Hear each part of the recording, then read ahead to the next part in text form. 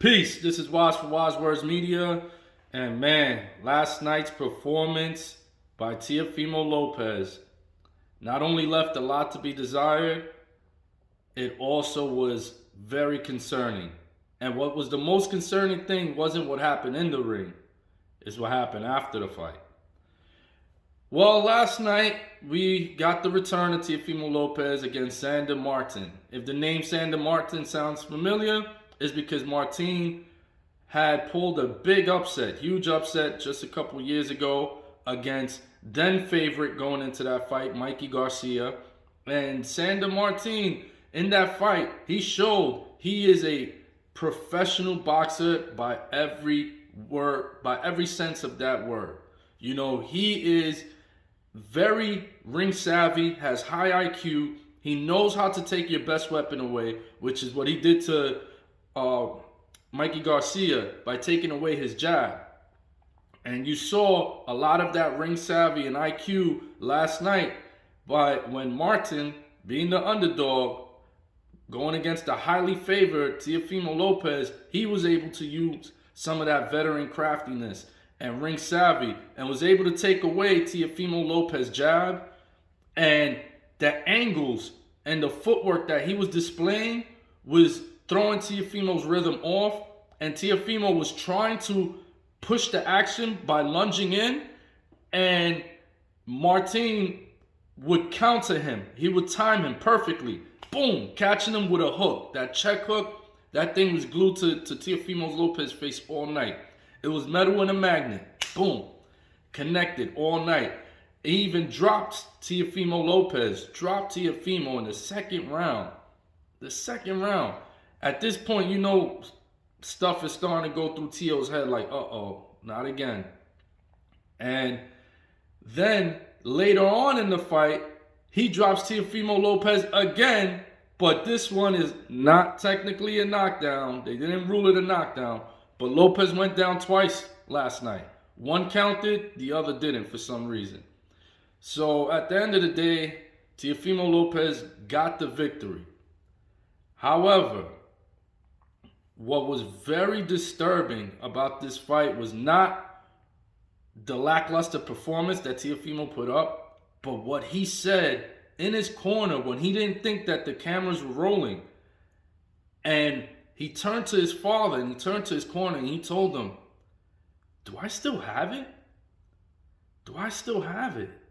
Like, he questioned himself.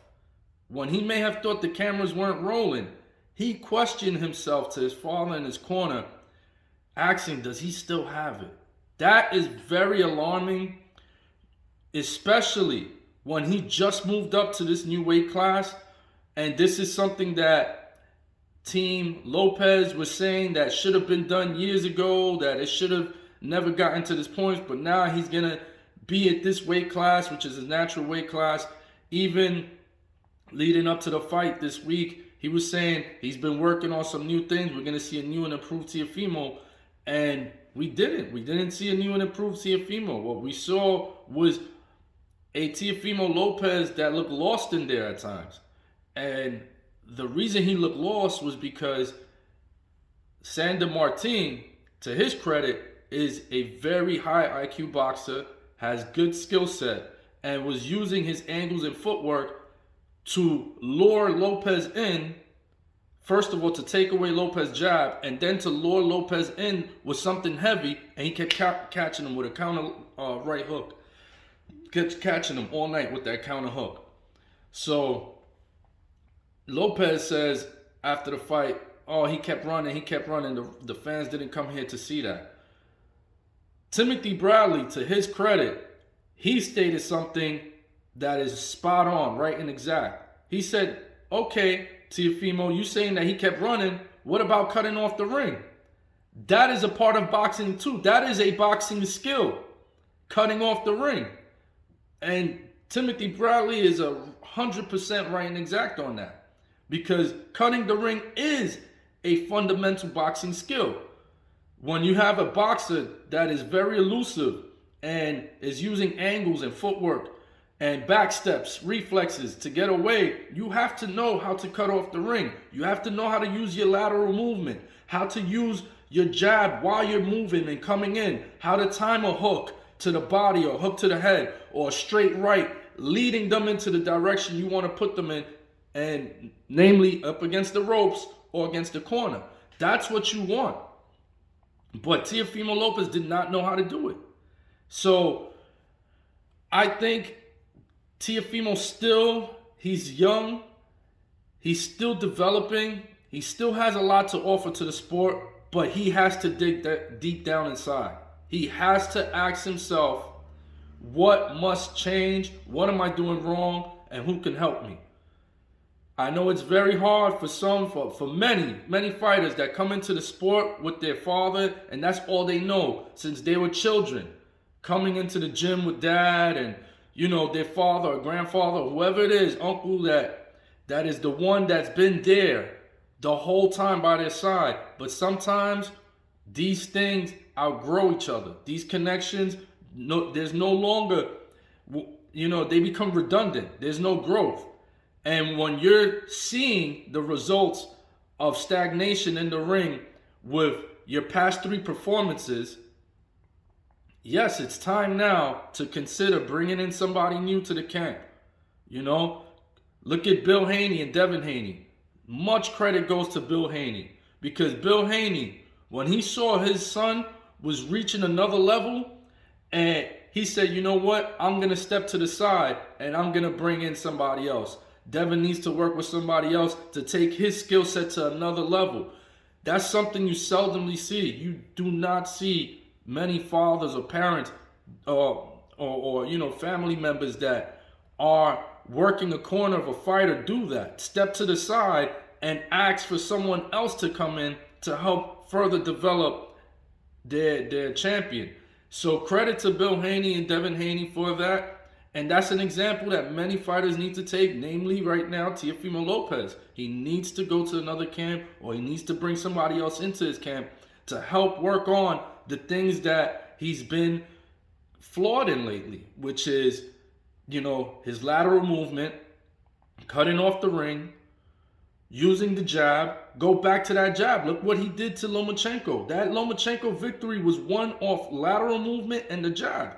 He needs to be with the corner that's going to constantly advise this, work on this. He needs to work on bringing his hands up, defense, because he keeps getting caught with these left hands, overhand hooks, and looping punches. He keeps getting caught by that. And if he gets in the ring, because I still feel Teofimo Lopez has a lot to offer, but the time is now to make those changes, because another lackluster performance, another bad performance, or another defeat may spell the end for the Teofimo Lopez that we come to know as one of the members of this generation's Fab Four, which include Devin Haney, Shakur Stevenson, Tank Davis, and Teofimo. If Teofimo still wants his name associated with that pantheon of great fighters that are existing today, he needs to change his camp, and he needs to watch film of this fight, his last fight, and he needs to make those adjustments, because I'm telling you, if he gets in the ring with a Leandro Barbosa, if he gets in the ring with Barbosa, with Regis Prograis, if he gets in the ring with Jack Catterall, Josh Taylor, these are all guys that are natural 140 pounders. Some of them can even go to 147 tomorrow if they decided to. They're bigger guys, and they're not only bigger, but they're skilled. These guys are skilled fighters with great footwork and great accuracy with their punches. All of the guys that I just mentioned. So Teofimo's got a lot to work on if we're going to see the best version of Teofimo, which I still think we have a chance of seeing.